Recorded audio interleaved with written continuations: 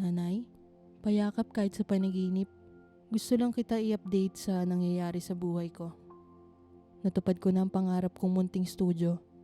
Sayang lang hindi mo naabutan.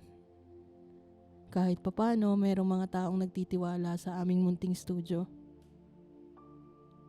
Palagi ko pa rin gagalingan, nanay. Katulad ng palagi mong sinasabi sa akin na gawin mo lang yung mga bagay na nagpapasaya sa'yo. Kaya naman ako gumawa ng video kasi dito ko lang may lalabas yung nararamdaman ko.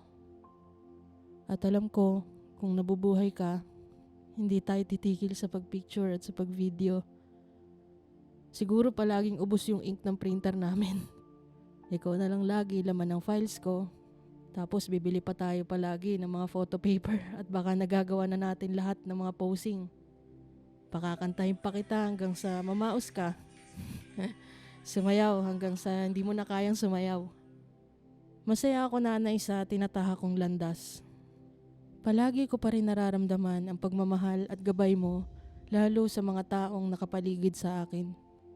Pag nahihirapan ako, inaalala ko lang yung maaliwalas mong muka. Gumagaan na talaga yung lahat.